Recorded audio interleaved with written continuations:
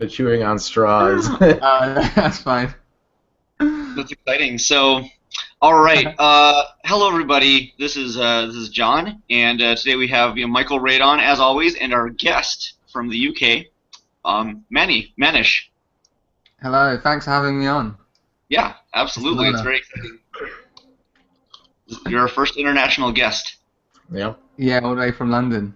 all the way from London. Um, and you guys are California, is it? Actually, New Mexico. New Mexico. Oh, it's New Mexico. Okay, Yes. all right. Yeah, and I didn't know but that. Okay. So is both that from. North Mexico? Hmm? Is that the North? I don't really know Oh, that's the okay. geography. Basically, it's like the almost the southern middle of the United States, like Oh, the very okay. bottom of the United States, right next to the biggest country or country, Texas state. It might as well be a Okay. country. It's this big blob of cowboys. So, um, but yeah, this is it's kind of cool to have our first international guest. And Manny and I actually met online. I just saw that I think his name was like Nintendo something or other, and your icon on Facebook was a Triforce. So I thought, well, this guy likes Nintendo.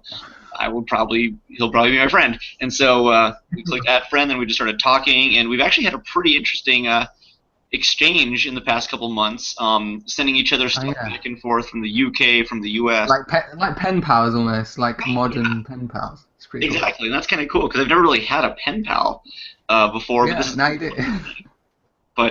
it's been a lot of fun. So, tell us No, a little bit you about sent me yourself. some Breaking Bad stuff. That was really nice of you. Like, Oh, you're you sent me welcome. that Yeah, stuff. that's right. I sent him a couple Yeah. goodies because he was a big fan of the show. But go ahead and tell us a couple things about yourself. Oh, what should I say? I've I'm 29 years old. Live in London. I did a degree in sound design technology. At the moment, I'm not really working. Um, I was a Sega fan before I was a Nintendo fan. Hmm. So I had a Master System 2, I think it was. Yeah, Master System 2 when I was about 7 years old, and I didn't even buy it. It was given to me by a family friend because basically I got hit by a car when I was 7. Oh, dang. It's a really weird story. So I got hit by a car when I was about 7 years old outside our local temple because I was quite religious back then. Well, our Yeah. family was, and yeah. So and I was in hospital, and in the hospital they had a games room where you could play games, and I had never really been exposed to video games at that point. Okay. And so, like, I saw kids going in there and stuff, and I was bored. So my mum would be like, "You can go and play with the kids over there or whatever," and I was like, okay, because I was like recovering, so I was kind of like had crutches, but I still could, move around. So I went over, and they had a Mega Drive and a Master System and a NES. I think it was. I didn't really bother with the NES. It looked really primitive, so I was like, whatever. So I like the idea of like putting the cartridge like in, like just downwards, and not having to like push it in and put it inside this contraption. It's a bit That's strange. fair. I think I was a bit worried about snapping my fingers or something at the time.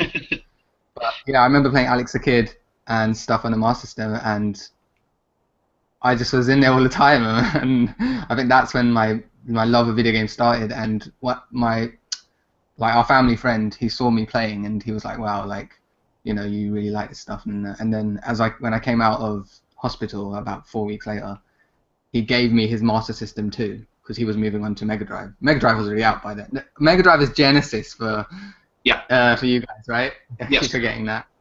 Right, so then I started playing. I started playing Alex the Kid, Master System, played Sonic, loved Sega for ages. And one of my friends had a Mega Drive, and we would swap. I don't know why he would, because the Master System was like really graphically inferior to the Mega Drive. Yet Hmm. we would swap. Guess because of different games and stuff, I guess.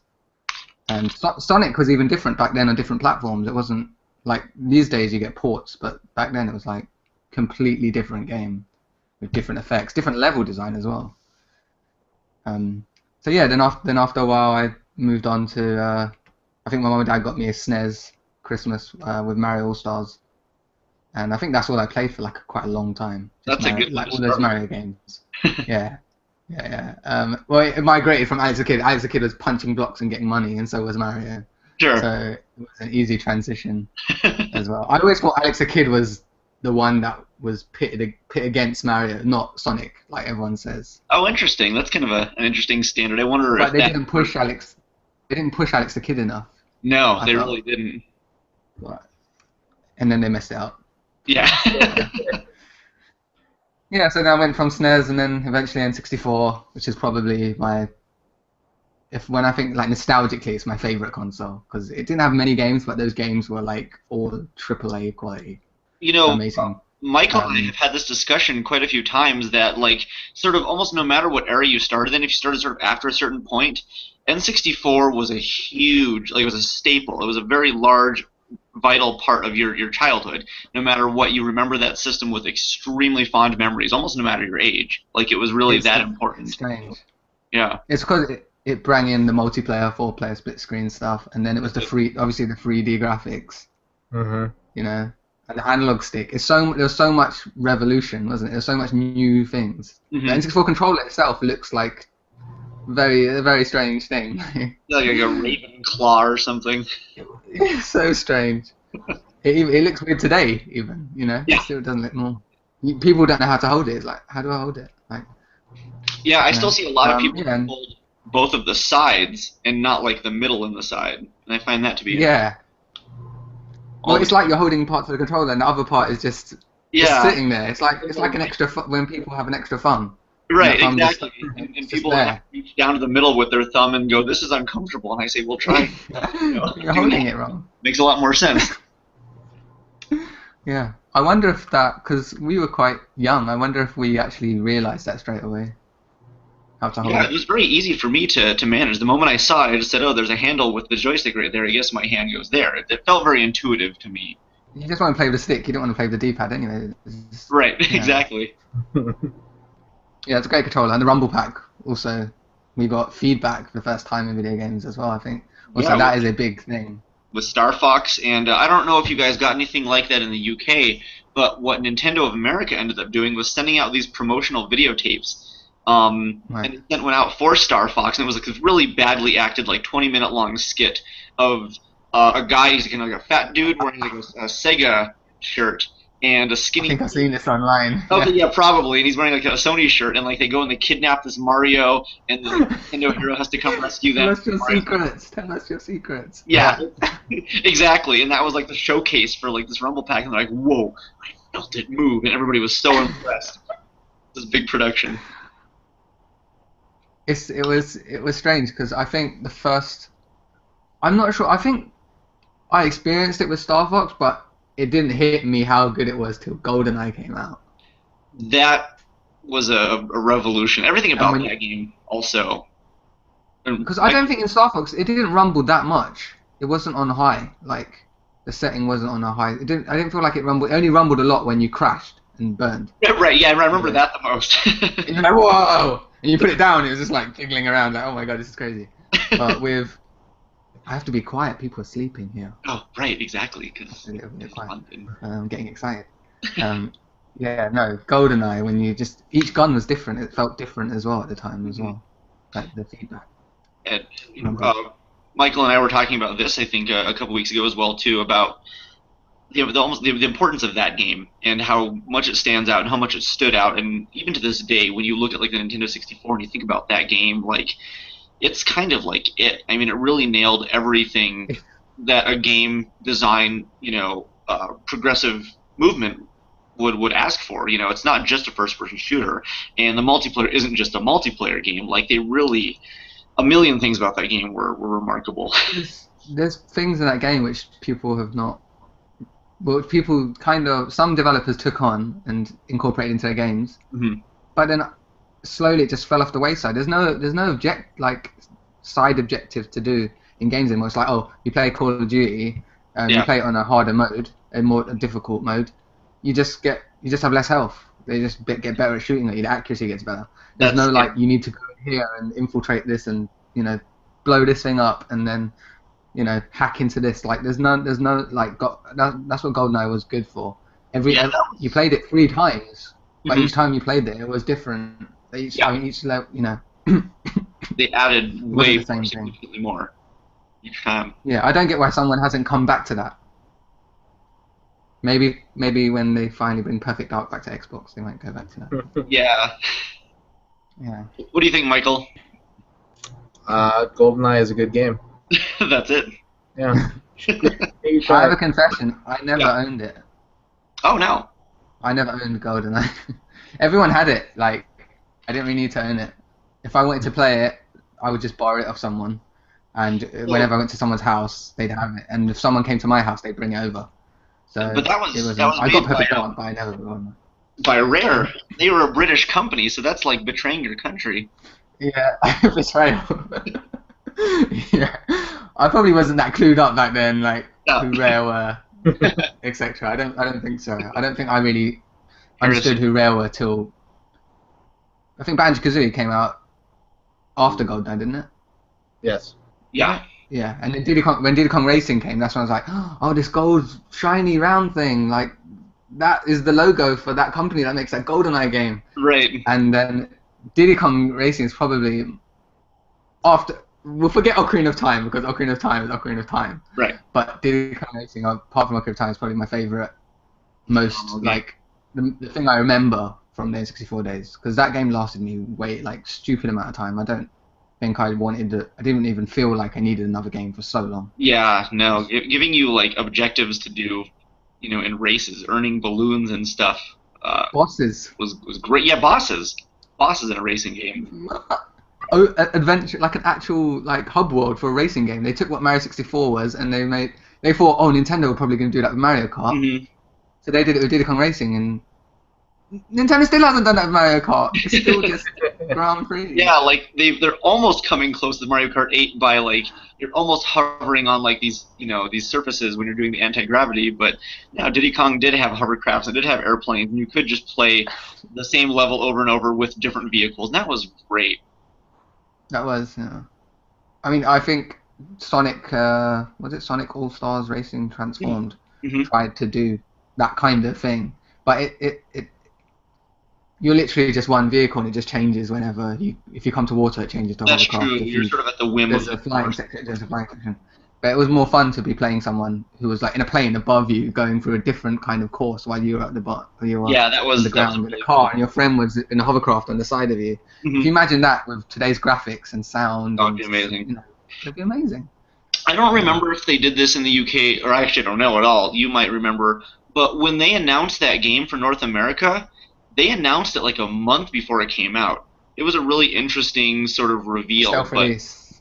yeah, Right. like they just said like, hey, listen, next month this brand new game from Nintendo and Rare's coming out, so go pick it up. And normally there's like what 6 months to a year, sometimes 2 years Hmm. before major releases, but they really like kept this super low key, and suddenly were like, hey, for the holidays, boom, you're getting this game in like 4 weeks, and nobody knew It what to just do. it It just was came out of nowhere. kind of exciting. Yeah, because back then, remember back then, like it was literally we would open a magazine and that was our world of Mhm. news for video games because there's no video game news on Yeah, TV. We didn't have the internet. We didn't have Twitter, Facebook, and all this stuff as well. So it was literally just us seeing 4 screenshots of a game and getting excited about the words that were written on that page, and then basically. waiting 7, 8 months, 12 months for that game to come Yeah. out, which is it's just crazy. But I remember talking to my friends about games so much. How did we talk so much about 2 pages in a magazine? I would Right, never know. exactly. You had uh, 40 pages of info to last you a whole month. Yeah. Yeah, it's crazy, Mhm. and we are spoiled. We're spoiled now with that. It's funny you mentioned that because something that I see, I keep up on the Miiverse posts from Mhm. Smash Brothers, Sakurai's nightly posts, Right. and it's funny because there are very few companies who will actually spend 5 days a week giving you even a single screenshot. There are now hundreds upon hundreds of screens for this game, Mhm. and even though the E3 is like 2 weeks away, there are still people who will post on there and complain that this information is old. Why don't you give us something new? These updates suck. And it's like, man, nobody else does this. You guys really need to just not Yeah. throw such a fit. It can be too much. I think Mario Kart, like they've shown, we know all the tracks. We've seen all the tracks. Hmm. So it's kind of like when I'm playing it, I was like, I'm enjoying it, but I'm kind of like, oh, okay, I knew this was coming. I Yeah, knew what I there's have to this do threat. I is knew. self-regulate and like, I need you to know, dial it down a bit. things. I'll look at some of the retro tracks and I'll look at some of the new tracks and I'll save the rest and be like, if I see a post about it, You're strong. You're strong. I'm not that strong. Super Mario, I think Super Mario 3D World was the same. They didn't really say much, and yeah, then I think the last month last 2 weeks they put out a trailer, a lot of and stuff. everyone went, "Oh, is this the same game we saw at E3?" Like Hmm. when everyone was like, "Oh God, what is this meow stuff? What is this about?" Yeah, then when they came, when that trailer came out, 10 things about Super Mario 3D World that you didn't know about, Yeah, everyone went crazy there's because, all the new. and there were still more secrets in that game. Yeah, There's still more secrets, which is what's so great about it. They it's kind of spoiled it with Mario Kart, I think. it's remarkable. But yeah, it is. So How yeah. what is the feeling like in terms of Wii U in America? Because Graham. in the UK, no one has one. It's like it's dying here. It's It's literally like not you go to the store and there's no Wii U. That's it. You can it's only get them not online, doing really. great here. I got to be totally honest. I mean, like, if you're a Nintendo fan here, you're good. But it is still kind of a hard sell outside of the fact that like the dedicated Nintendo fans have already got one. Anybody who doesn't have one just sort of goes, "What is it?" You know. They still got that problem, haven't they? There's They still a bit of it. people I still mean, at think my it's a store, yeah, we get people who come in and they say, do you have the Wii U? And I go, oh, like the system, we don't get those traded in. She goes, well, it's just a controller, right? And I have to explain to them, I still get this. hmm, And it's just that whole naming thing really threw so many people off. Even if it was called the Wii 2 or the Wii 3, which would have been it a would have terrible been name, it would have made at least that would much have more been popularity. like, But even Xbox called it Xbox One, and they got away with it. that doesn't help either. But they That, got away with it. If they called Xbox U, everyone would like, "What's this?" Like it would yeah, have been, yeah, yeah. It is a mess. the fact they put a U on it. Yeah, and I would have loved just a brand new name overall. I understand they wanted to strengthen the name because of Wii U, The but brand, yeah. because Nintendo traditionally doesn't do that, the moment they release this new system that's got a name that's tremendously similar, 95% similar to its previous name, no one knows how to take that. And so it still causes issues out here, and it wasn't marketed very well. And I'm really hoping that Mario Kart and Smash Brothers, especially with today's announcement, really help boost that back up. It's not going to be a major boost, but it will do. It will help. I don't know. Yeah, I feel like these two games will bring the actual Nintendo fan base on Yeah, board because I still think there's people who love Nintendo who are like, yeah, there's still not enough games. I don't know. Where's yeah. mine? But then when you think about it, there hasn't been a main 3D Zelda. Mhm. Like there's been a port, but it hasn't been a new 3D Zelda. It hasn't really been a proper mainline 3D Mario game yet, like in That's the true vein of a too. Galaxy or Sunshine. There Right. hasn't been obviously Smash Mario Kart is the first like main game to come out really, because then you got Smash Bros after that, Yeah. and then we still haven't got an F Zero, a Star Fox, a Yoshi. Like there's still so much potential for this system, and I think it's going to have legs. I think it's just we just have to hope. I think we just have to hope Nintendo stay firm and keep with it. That's Because there's definitely people important. saying, oh, they should ditch it and start a new system that's more powerful than the PS4, but I don't think that's going to solve anything. Our friend Yeah. from Media Glitch, Joel, he just had good news that the Wii U actually outsold the PS4 in Japan this month, which is kind of unheard of. I didn't expect. I mean, I don't know how well the PS4 is selling there in general, but for it to outsell anything at this point it seems like it's good Yeah, news. they should be shouting it from the rooftops, right? Yeah, exactly. So, Yeah, the PS4 has not been doing well in Japan, but I think this has been something that has been expected because in Japan the home console world like audience and market is just shrinking, yeah, and yeah. everyone's going mobile, tablet, you know. So Hmm. Nintendo's easily going to win Japan Ultimately, because it's going to be interesting to see what they do console wise, because I mean, I know the 3DS, of course, is doing totally fine. And I'm really hoping I'm for. so surprised how they turned that around. Yeah, no, they really did too. That was kind of a rocky start as well, and everybody was really apprehensive. But they just said, "Let's do this," and somehow everything just sort of evolved, as a fun And I community. was like, everything's going to be fine, but in the back of my mind, it's like, oh shit, like it's not. it's not going to be fine. Right. I was telling everyone, it's going to be fine. It's going to be fine. Yeah, you'd like to They think so. I mean, they dominated the world with the DS and the Game Boy, so of course their new system will help. And then just, what's gonna happen? Yeah, and the 2DS, that was a curveball. No one expected that. Kind of interesting. And I ended up picking one up because I wanted I actually really like the way they feel, and so I snagged one. And I gotta admit, I really like it. It's actually I use it for certain games.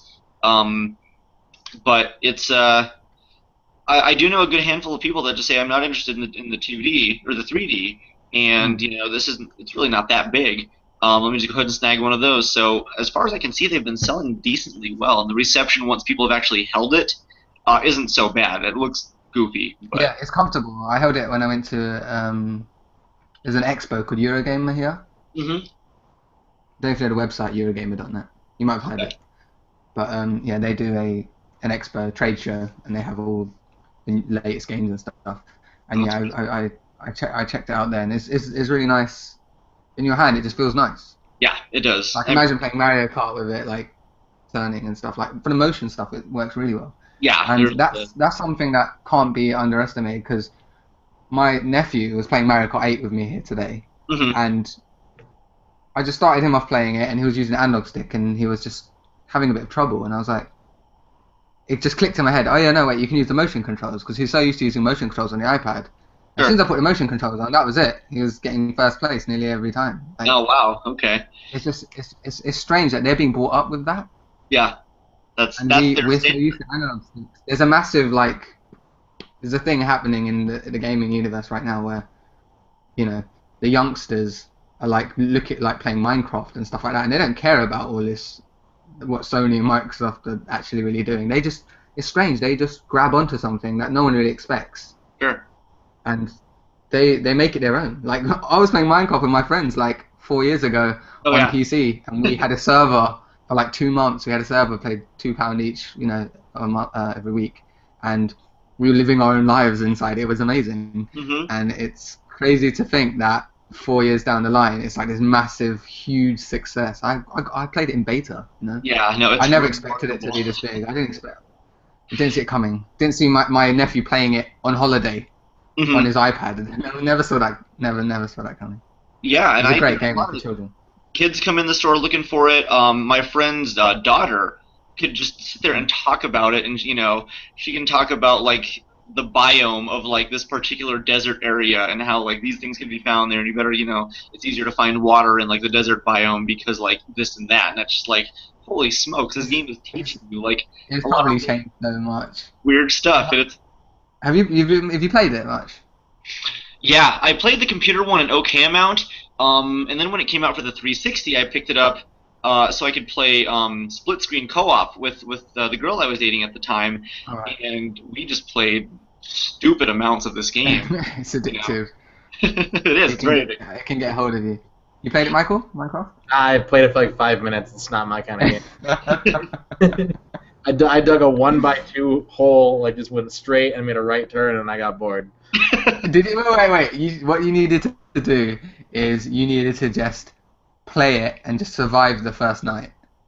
Because that's an experience in Minecraft alone. Like surviving your first night. I mean, it's in game world. It's about 10 minutes. I think it Something like rotates that. the day-night cycle.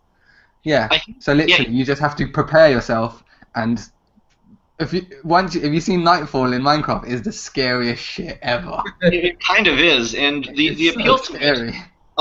When I was playing it on the computer, on the PC, I was just playing like free mode, create mode, and just flying around and making stuff, and flying up in the air and dropping dynamite on trees and like blowing it up and all that kind of stuff, and that was neat. But eventually, I sort of felt like, okay, like it's cool, but I'm not really like hooked into it. If I can just do anything I want, I'm not as interested. So when I picked it up You for the need to have 360, rules. I said I will play survival mode co-op, and I'm going to play by the game's rules. I'm going to do everything from scratch. I'm not going to have infinite of every item. I'm going to do it from the ground up. And once I started playing it like that, it became a lot more exciting. It was a lot more drawing to me because it sort of sucks you in thinking, I have to make It's a survival house. horror. It's Yeah, just a survival horror game. It I kind don't of know why. This is why it's completely confused me that the whole world latched onto it. Like it's what Resident Evil should have went and did. Very, yeah. For Resident Evil, they should have just called it Resident Evil 7, and then it would have been much better. Jill just has to dig a hole and throw a bunch of her ore into it, and then hang out until the creepers go away. Leon uses leather jacket on the campfire to send messages to other people. Yeah, And exactly. they're lost somewhere. We need help! Help us! And There's creepers coming around the corner. Yeah. Yeah. But yeah, playing it as an actual game made me enjoy it a lot more because it made everything a bit more dire. You know, like if I was running out of something, it was scarier to go out and find it because sometimes there were skeletons or spiders. And then, you know, when you're hanging out doing your thing and suddenly you hear the hiss and you think, oh my god, it's a creeper. Oh god, I hate. Or I wasn't paying attention. We were listening to music while playing the game, and a creeper walked into my bedroom and blew up my whole area, and like it took so long. Ages doing. Very upsetting. Yeah. But we had a bit of drama in ours. One of the admin that was looking after the whole thing, his little brother had an argument with him, and then he came onto his Minecraft and he poured lava into our village, and it seeped through the whole village and just destroyed everything. Politics, man. That's... Yeah, and then there was a few people saying, there was a group of us saying like, oh look, you just reset it because he's the admin. He can just do a reset, like a time thing, goes back in time basically. So rewind cycle before the lava event happened. Okay. And then that was it. We called it the event. It was like Lost or something. And then and then there's another group of people who were like, no, we want to build it all ourselves. Like these three hippies, like we want to start again. We start fresh because their houses were rubbish and ours were like had waterfalls going through them and things. You know. And then they obviously won out, and me and my friends slowly just went, can't do this anymore. That's funny. I'm not paying for this. Yeah. But it was a good experience. That's pretty great. That is pretty great.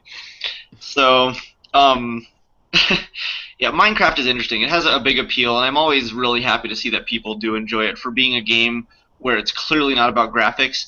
And a lot of people can, you know, genuinely put that aside and go, I don't care what it looks like. I'm just having a fun time. And I do really like that attachment that people have. It's strange it's not on Wii U. Yeah, I don't know why they haven't done that. It seems like the Wii U would be perfect for it, or the 3DS for that matter. I would play a mobile-style version for the 3DS, you know, a lot. But who knows? Who knows? We'll see if Mojang ever... Maybe E3 will bring some announcements. Yeah, maybe. Or I wonder if like the bandwagon is slowly starting to deteriorate, and if they're just going to move to something else, you know? But it's just released on PS4 and Xbox One, hasn't it? Or... that's true. It was. I don't know how well it's selling. I know the 360 version sold tremendously well, but I don't know how well the Xbox One and PS4 versions have sold. We'll see. Yeah. People still have to transition still to the next system, and it's gonna take a while. Yeah, I think so. Let's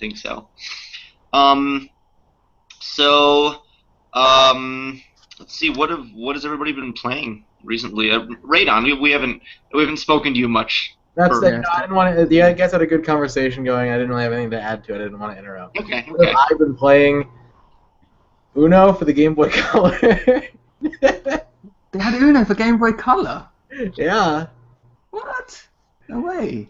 And How does that even work? The computer is extremely difficult in it. It's a really mean computer opponent.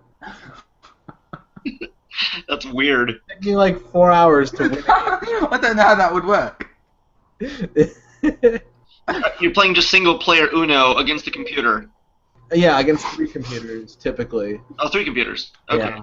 Yeah. So I guess that can be gathering. And it has all these really bad, like, bowling alley-style animations anytime you play a wild card.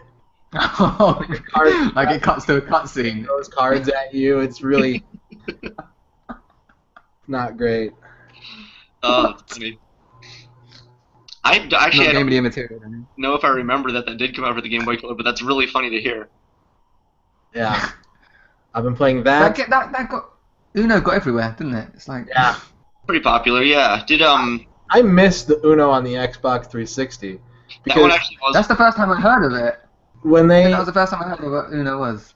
When they added Xbox Live Vision camera support to that game, yeah, I saw some crazy shit. I was just trying to play Uno and get a couple achievements, and I saw people doing the weirdest stuff. It was like the back alley of Xbox Live where you see it was anything goes. I saw a guy Oh box my god. just for like 30 minutes. I saw a guy taking huge bong rips every time he played a card.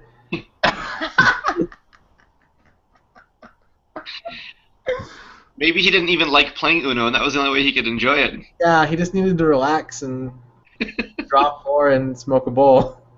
Weird. It sounds like the early version of Playroom Oh, on the that's PS4. right. That was Like, people doing like, it. after my gaming session, after like it's like 3 or 4 a.m., I'll just like go onto I'll like go onto live on PlayStation just to see what people are streaming. Sure. And yeah, it's the same kind of shit like that. I've seen people have sex on there. I've seen, It is really I've seen an invitation. I've seen a guy bring some girls back, I don't know, and she's gotten drunk and now she's just dancing around and like taking her clothes off, and it's just like, what? It's just crazy. Dang. That's, yeah, the guy had $400 to spare, so he bought a PS4, the camera, so he could take his girlfriend into the naked Yeah, and then room. when in the chat when people say, "Oh, wiggle your butt" or whatever, he's like, "Hey, don't say that to my girlfriend." Yeah, that's Like, what are you offensive. doing? Why have you got on camera? What's this about? Oh my god, I've seen people playing Dungeons and Dragons. Like, Dungeons just and Dragons on there. them playing, like, in their room? The tabletop game, yeah. And it's just in the corner. It's just people saying, "You fags, what are you doing?" No. It's just people just hurling abuse at them, and they're like, "Whatever. Well, I've even got it on. Who's watching it?" That's true. I suppose, yeah, if you didn't want to watch people play D&D, you should probably not watch them. And, I guess it's kind of a neat idea to, like, watch a live game of somebody playing a different game. Like, it's kind of Yeah, it was.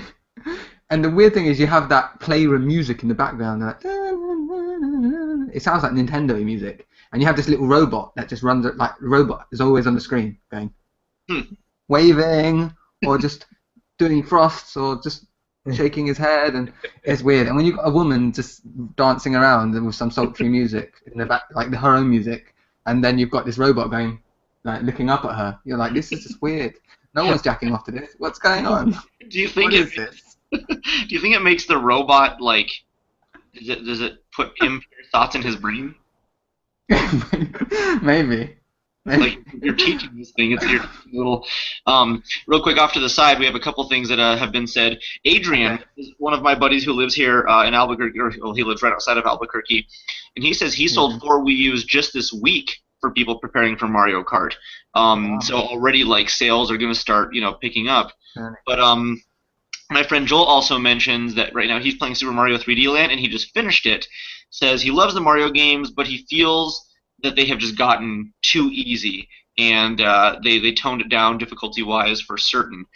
I know Mario 3D Land, they have a lot of extra stuff once you beat the game, and if you want to fully complete it, it's actually pretty tough. That is really tough. It is really, really tough. And this is Land for the 3DS. World, I think, is even harder. World, if you want to complete that game, is ridiculous hard. Like there is. I think what it is people just think, oh, once they see the credits, that's the end of the game. Yeah, Right? that might be a conception that people have because But Nintendo wants people to see the credits of their game. Like I have this thing where at the moment I play as many games as possible to see the credits. Okay. And I have a list. A list you've been making.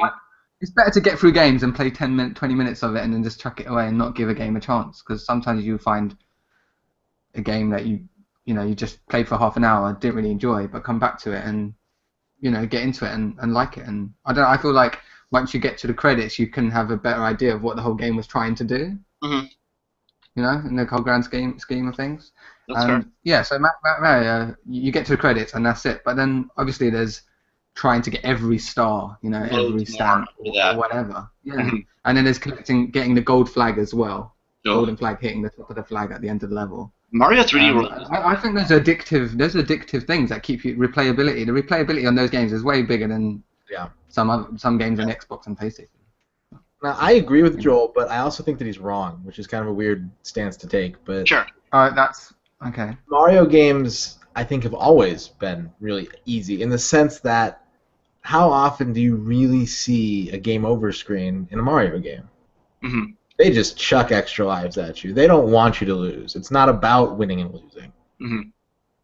So I think you compare it to something like Sonic the Hedgehog, where if you until you get the ins and outs of the game complete. I mean, I know Sonic 2 back to front, but sometimes Metal Sonic at the end just gives me serious problems. Sure. But I don't think that Mario is a game about challenge. I don't think that's really ever been the case. Hmm. Like for like the core game itself, like Yeah. because a lot of them. There are certain stars or objectives that you can get that you don't need to have, but that you can get if you're trying to 100% everything. Sure. Can be extremely difficult. Getting 100 coins in Rainbow Ride in Mario 64. Hmm. Yeah. Oh, Brutally tough. yeah. But just playing through the game, it's like you said, they want you to see the credits. Hmm. They don't really put you in that position where you're like, oh, I lost. You lose a Right. life. Game over is kind of game over is kind of superficial in Mario games as well, isn't it? Right? Yeah, they're not really important. What does it do? You get game over. Oh, you get booted to the start screen, and then you just carry on from where you were. Exactly. It's not like I There's think. not much consequence other than it wastes like 20 extra seconds. No, I don't know if the 2D Mario games, don't they have a system where if you don't you can only save it once you get to like the first like mini castle. Yeah, with Mario. Like the mid castle, Yeah. and then you can save it once you finish the main castle of the world. I So think that's that a little bit of a challenge, I guess. But yeah, the 3D ones, yeah, they don't really provide that. But they're fun. They're fun games. If I wanted a challenging game, I'd play Mega Man or Dark Souls. yes. Or you can also find those. I'm sure there's like Wii ROM hacks that have like crazy difficult 2D Mario Oh yeah, some of Mario those. Brothers Wii levels. Mhm. Yeah, check those out. Michael, have But you got that's an interesting speech. to the credit screen in Uno? There is no credit screen actually, but I did defeat the computer, and I felt pretty good about that. In two different game variants. Oh, I really feel like I've explored all of what Uno has to offer. Also, that same day, I finished Super RC Pro-Am and something else for the Game Boy. I know I tried to play Disney's Tarzan, and that was it was interesting actually. It's like a weird Donkey Kong Country, like almost. I had kind of a Lode Runner vibe from it as well. It was just a really sort of strange dig game. holes and knock apes into them or something? Not really so much dig holes. You'd have to collect a lot of bananas, and you just sort of cling to walls and can like flip up over platforms. It was weird. Interesting. Yeah. Space Invaders for the Game Game Boy. Boy? The one that has the Super Game Boy features, Oh yes. which I found out that the Game Boy player is different from the Super Game Boy. It does not detect. It doesn't trip that switch. Oh, interesting. Okay. Yeah. Like two separate games in one. Yep. Pretty They're impressive. both Space Invaders. That are both identical. Okay, so you've been on a Game Boy kick recently. Yeah, pretty much. I've also played a little GTA 1 and some Rock Band Unplugged. And I don't want to tip my hat in case people from Fight Night tomorrow are watching, but Star Wall. Oh, What a great game that is. you mentioned that. Okay, you very briefly have told me about this before. Yeah, so basically you're all it's a 4-player local multiplayer game for PC and Mac. I think they're working on some console ports. And you just have your 4 directions. You have like up, which makes you swim forward from whichever way you're pointing, basically, and then you can rotate left or right. And Okay. the down button, I'm not exactly sure what it does, but it does something. And it's 4-player co-op, and you get into an arena, and you're all these narwhals with horns, and you all have these giant hearts on your chest, and the objective is to point your horn at one of the other whales' hearts and take a life point off of them each time you hit them that way. And it's just this really simple, fast, competitive little dumb game, but it's probably going to be kind of raucous just because like the game will slow down each time you come close to hitting someone, and like enter this bullet time mode where you can just like anticipate it coming. But it's $10. It's a little pricey, and it's still in early access, but it's Okay. pretty neat little game. Hmm. And Manish, do you have a preference? Manny, call me Manny. Okay. Manny, yeah, Manny's fine. I know that you picked up both Watch Dogs and you just got your Mario Kart in. Yeah. Tell us a little bit about those. What do you want to know? Watch Dogs is, I say it's, people have been comparing it to Grand Theft Auto, Sure. and obviously it's got an open world, it's in a city, you can, you press the triangle button to get into cars, oh god, God forbid anyone change that. But it's more of, it feels like an open world Splinter Cell game.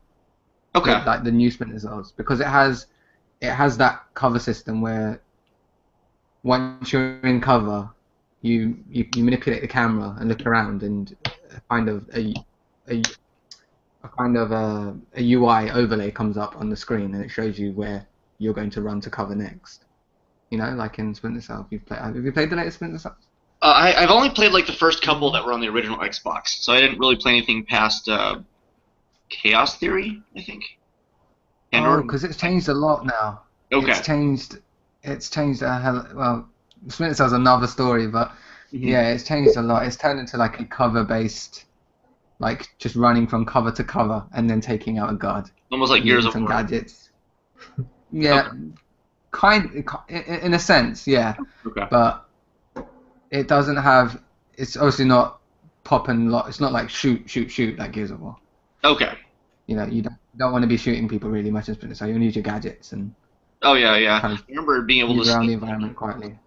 Like. Yeah, but there's not much like climbing on a pipe and going along the ceiling anymore, or creeping really slowly and taking a guy out and stabbing him and stuff. There's not. It's very strange. It's different. But yeah, Watch Dogs is Sorry. No, you're good. I need some water drink.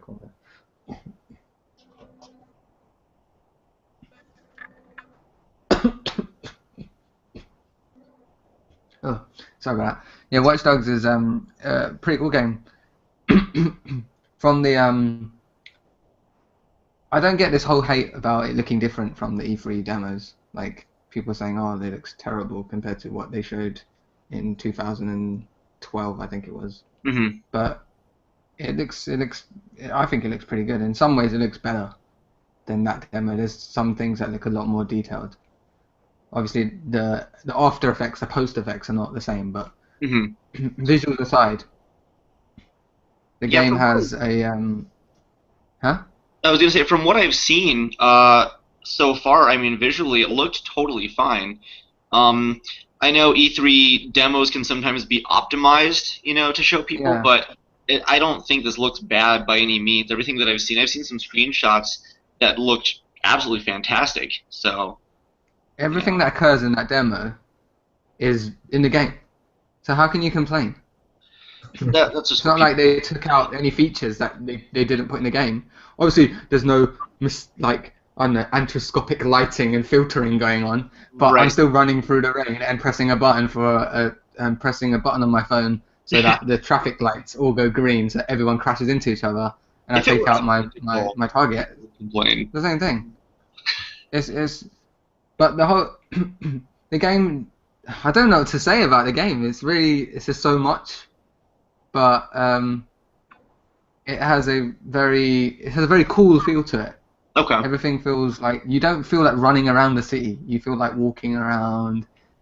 Pulling out your phone. You can press like square to profile people. So pull out your phone, and then you can, whenever you just look at people around you, you see like a little overlay, and it tells you how old the person is. A little bit information about them, like. So it's like a really they frequent gaming forums, or just a little bit of background, so that you don't accidentally kill someone who's got cancer or something. Okay, the guy who likes surfing the web, he's not a bad guy, but he might be kind of a yeah, basically. But now and again, you intercept people walking around on the phone. in Grand Theft Auto, when someone's on the phone, like you play GTA 5, someone's on the phone and they're having a conversation, you find it interesting, you just hang about with them, right, and Right. listen to the conversation. Whereas in this, you can hold the square button down, it makes like a little completion circle, and you've hacked that phone call, and that phone call just becomes an audio thing coming out of your phone, so you can hear it like in your ear. So wherever you walk around, you can hear that conversation. So you don't have to stick around wherever that conversation's happening. So you can be keep running past someone while someone's chasing you, and go, oh, that person's on the phone, hold square, and you can listen to a whole conversation that's occurring about someone saying, oh, what are you bringing home for dinner? Oh no, I don't like that. Like, you should bring this. Oh, what? No. My ex was never like this. What? Blah, blah, blah, blah. And it turns into drama. Yeah, the police are chasing you. That's kind So of funny. there's some kind of funny moments. Yeah. You can hack into text messages. Mood. Well, you can read people's text messages, and usually when you read someone's text messages, you find that they're having a conversation which kind of ends up in a crime. Oh, okay. Like, I've had that more often than not. So someone might say, oh, I think he's home. And like, are you sure he's home? Yeah. I just dropped him home from the bar or whatever. All right, cool. And then he's like, have you got the weapon or whatever? He's like, yeah, I've got it. It's all right. And he's like, tell me when it's done. Okay, cool. Oh, what was the address again? Da-da-da-da. All right, cool. And then you know where it is. So then, Aiden Pierce, the character you are, goes, oh, that's nearby, blah, blah, blah. And there's like it kind of has a waypoint on the map, and it shows you where to go. Interesting. And then you go there, and you intercept a crime before it even happens. So it's like Minority Report. Okay. So if we had all this information, like, I'm sure the government has the information to, like, they can monitor Twitter, right, and Facebook and stuff, and see Right. if you write something like, oh, bomb London or something, they'll hang on to it, and they can see what we're saying if we're joking or whatever. Right. Because I watched this film called Terms and Conditions May Apply. Have you seen it? I have not.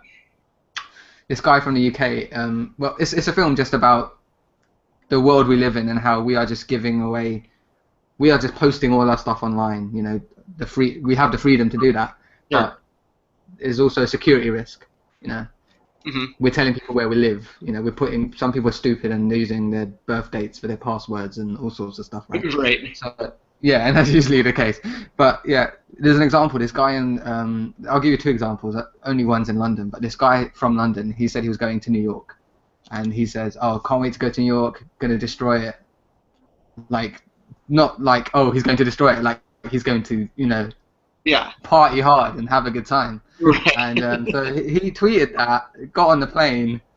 As he got off at the airport, New York, and I don't know what New York airport is called. What's the nearest airport in New York? I Main actually one. LaGuardia? NYC, I don't know. And he gets there, and Yeah. he gets stopped by the security, and they say, "Can you come with us for a moment?" And they basically say, "Did you send this tweet? What did you mean by this tweet?" And they're quite aggressive towards him, like Sure. they're thinking he was a terrorist or something. So another case was in I know this is totally off topic, but when Prince William was getting married here, there was a few people on forums saying they're going to do protests and stuff against the royal family, and this was in a Facebook group, and the police, and I don't know how it works, but obviously whoever monitors that, intelligence agencies, they told the police, and then the police went and arrested about 15 people or so who were on this Facebook group, who were just talking about it. They weren't saying we're going to go there and they didn't say we're going to kill anyone. They were just going to protest. They were Interesting. just talking about it. Yet the morning, and I think some people said they weren't even going to go, or they called it off, but obviously the police can't risk it. So they went to each person's house, arrested them, put them in a prison put them in a cell till that wedding had finished. Once the wedding is finished, they released them. Wow. So it's a very real thing that Yeah. anything we put online, you have to be careful. That's very, very true. Well, it's kind of a interesting full circle is that my roommate's been playing Watch Dogs. Yeah. And the other night he was playing a poker game in Watch Dogs. He was just sitting at a poker table with like 3 people. Right. Poker. Yeah. He was doing extremely well, so he started to get really animated. And like in real life, he was like pumping his fist and like oh, this hand is great. Yeah. And he swears that once he started doing that, the computer started outplaying him. And No. he almost lost until he put a cup in front of his Kinect to block the sensor, and then he said That's scary. That's legitimately scary. It's probably a coincidence, but Yeah. man, that if that ever happened, You never uh, know. It's kind of interesting the things that they can do with those kinds of features, and I kind of like that sort of active. As long as it's not being transmitted, to anybody. I like the idea of your system going, I see what he's doing. I'm going to affect the experience based off of that. Dead Rising has a feature where if you're playing the game, um, and you make noise, like you're trying to sneak through somewhere and like zombies aren't aware of you, if the Kinect picks up a loud noise, it'll alert the zombies, which is kind of cool. The thing that sucks is I've got cats, and normally they're pretty cool, but sometimes they just attack each other for no reason, really loud. So like there can be some really inopportune moments, but I think it's also kind of a neat element, you know? that is really cool. No, that is really cool. Like Zombie it would have been cool if Zombie had stuff like that. Oh yeah, like if Because you they've got a mic. They don't use the mic enough on the Wii. I don't think so. For being built into the controller right there, I wish they would use it a bit more. So I actually really like that Yeah. feature. Yeah, that's interesting. The whole idea of you feeling like your console's a bit more clever than you think. Yeah, like it Do actually it you remember Milo? Milo was scary, man. Do you remember Milo when they unveiled that for Kinect? Some little kid in on Yeah. your Xbox would you'd ask if he's done his homework and stuff. I was just, what the hell? Who's making that? Why? I'm glad it got canned. Scary stuff, man. Scary AI. It's gonna take us over. Skynet. It's happening. Yeah, pretty much. Skynet's well on its way. Every time I watch those videos that people post online of like those army robots that like start like jogging down the street, and they're just like these legs in a backpack, but like it's terrifying. It is scary when the Japanese are like, "We made this new robot and it can do this and that," and like, stop, Yeah, yeah. stop doing that. It can sing to you. It can give you a blowjob, and it can explode your house. Like, it stab you to death after it makes you dinner. We don't need that to happen, you know. I mean, I think have you been watching 24? Yes. In the later season, there's a whole thing about unmanned drones. Ooh. Yeah, and like someone else taking control of them, and the government the military not being able to control their own drones that are just stationed in the flying around. That's the pretty world. exciting. Yeah, It's terrible. That's scary. It's scary. And I know I'm sort of late to the party, but yeah, Michael, I just started watching 24 at Manny's recommendation recently, and I'm in love with it so far. I've never. Everyone needs to watch it. My roommate is a big 24 fan, but I've never watched it. Yeah, I just started like a You week need to ago, watch it. and it's What shows do you watch, Michael? I don't watch a lot. I'm into comedies mostly. Mhm. I'm trying to think like the most recent show. I watched Louie. That's probably like the one show that's on right now that I watch regularly. I do like Louis a lot. I'm currently I never rewatching get that, Arrested yeah. Development. Oh, I've still yet to finish Arrested Development on Netflix. The final It's season. very I'm funny. halfway Last through. season's very interesting. It's very different, Very different, yeah. but I liked it. I liked it a lot. It's just about wrapping things up, isn't it? Really. Sort of.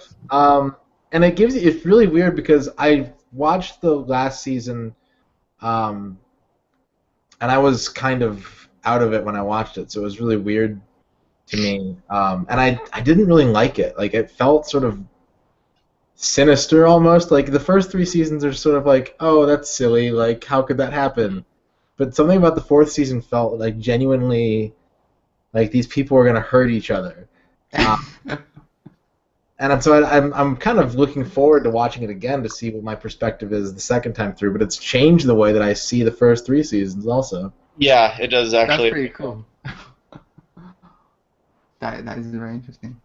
There's a lot of shows to catch up on. I got a lot to do. I've seen like 3 episodes of Game of Thrones and I liked it, but I think it was too much all at once for me to want to get into, so I haven't really taken the plunge yet. Mm. Because I remember I watched like, episode 1 or 2, and they were like, "Here's the characters," and I was like, I don't understand. Oh, I've been watching since the beginning, and I still don't know half the characters. There's just too many characters in it. And do you know what the worst thing is? From season to season, they change the actors or the actresses, and you're like, I wouldn't be able to Who's handle it. that? And you just completely forget, especially when it's like someone they don't even say, like actually call them by name. You're like, fuck, who's that? I don't know who that is. Who's that guy? Yeah. Oh, that was this. I had to watch a BuzzFeed, like BuzzFeed Network, whatever it is, Yeah. on Facebook, or whatever. That site like is showing you a video of these are the Game of Thrones characters that had cast changes, and then I understood. I was like, okay. I watched I started watching Community. That show was pretty funny. Yeah. I know that just got cancelled there. Yeah. It's not been on here on anything. It's not been on TV at all, and it's not on Netflix. Is it? What is it on there? Is it HBO or? It was on NBC here, just like a regular broadcast network.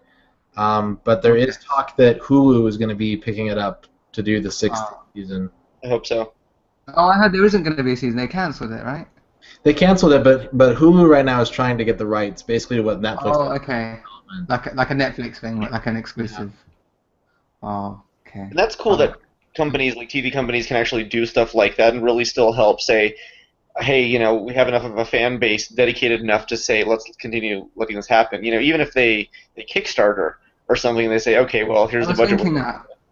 I'd be totally cool with that. I was thinking that. Why isn't there why have they not kickstarted shows like that? Because one did. Veronica Mars did a Kickstarter. Yes. To do a movie, I think. I've never even watched Veronica Mars, so I don't. I actually really like that. I know there's a movie now. Yeah, there's a movie. Yeah, I've never watched it either. It's not bad. I like Kristen Bell, but I don't know if I'd watch it. I would turn her into a blob. That means I'm gonna cast a spell on her with my wiener. I don't know. That's. Oh yeah.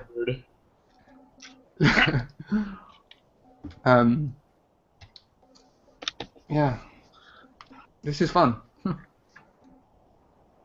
I have to keep reminding myself to be quiet because people sleep. It gets exciting. That's what the cyber zone does. Is it brings out the energy in people. But we're gonna get that moment when my mum walks in and goes, "Shut up! I'm trying to sleep." I'll tell her hi from America.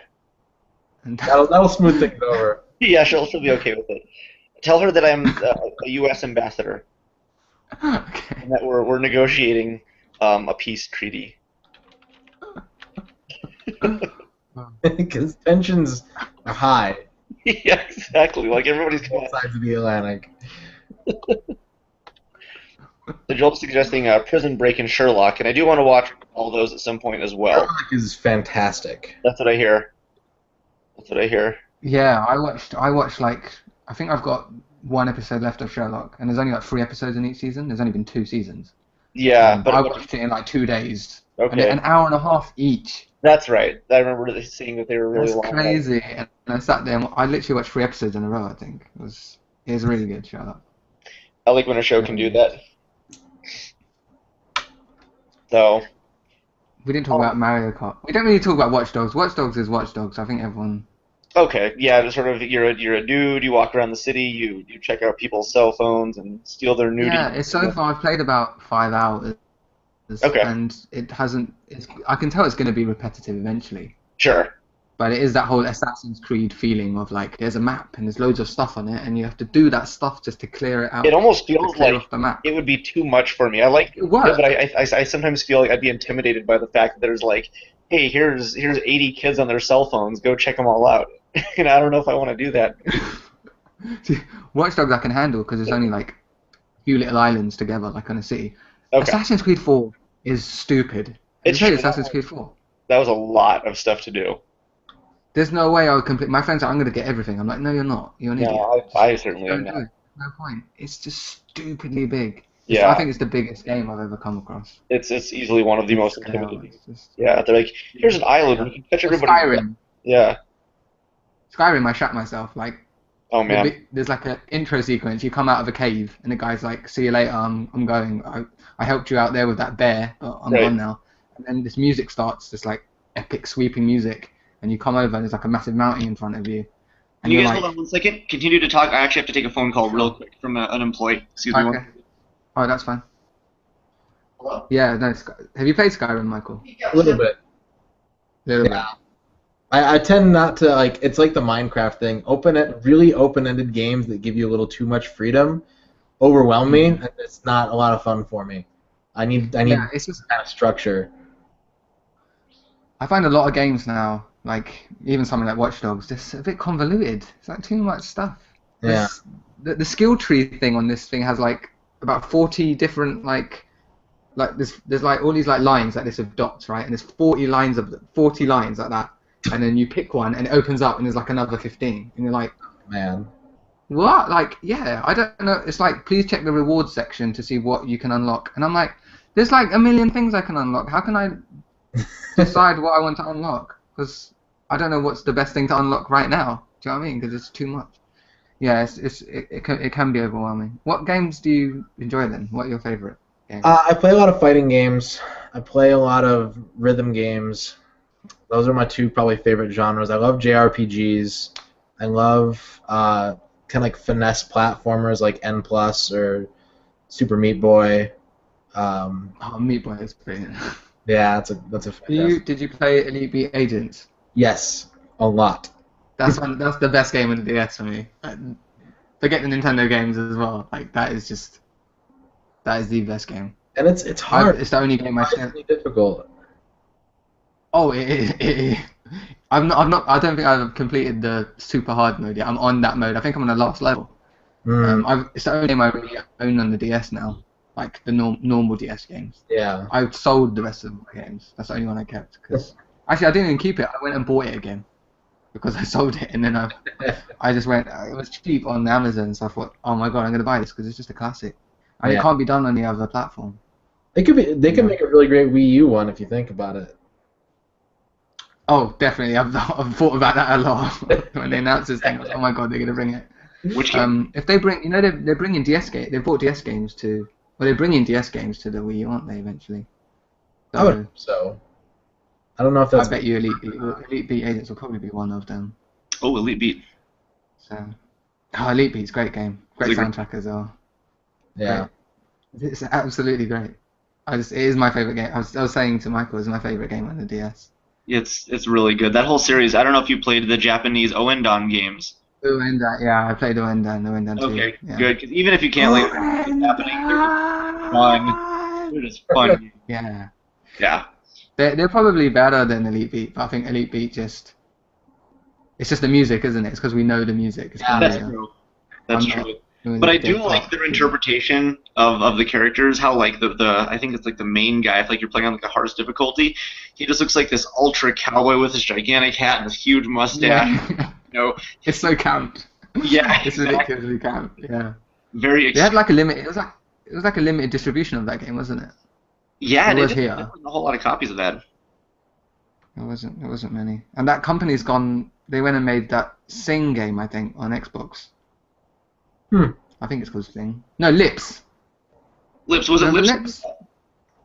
It I remember was the like game Innis, yeah. or Innis. It was like, I never played it, but it was it like something like you could use your iPod to like sing the songs that were on your iPod? Or I something can't like remember the details of it, to be totally honest. Familiar, but that. It was, knowing Xbox, it was probably like Zune exclusive. Like you couldn't use an iPod. Oh yeah, with your Zune and that's yeah. You're probably right. You're probably right. so, Good, good. Um, Mario uh, Kart 8. hmm? It's brilliant. Mario Kart 8. Oh yes, yes. So, I mean, I've seen pretty much nothing but glowing reviews from everybody who's played the game. You know, it obviously doesn't do a whole ton that's brand new, but there's a handful of new features, and it apparently feels the most polished out of any of them, is what I'm understanding.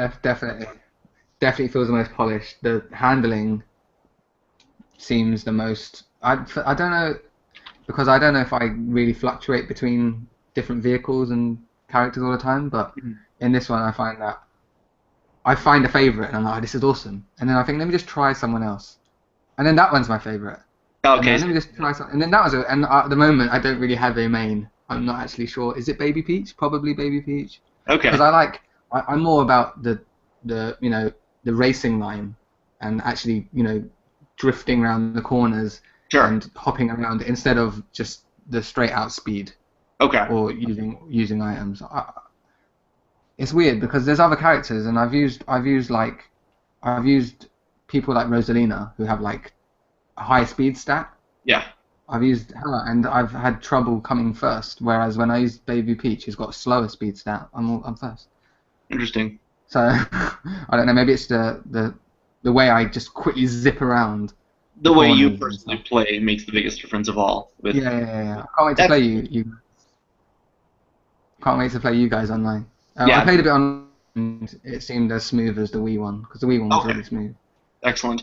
Um, I ended up grabbing So a physical adapter, the LAN adapter, for the Wii U, because Okay. that way I want the smoothest connection possible. The wireless connection is very good, but I wanted to make sure I had it like wired and ready for just the smoothest experience I could possibly get.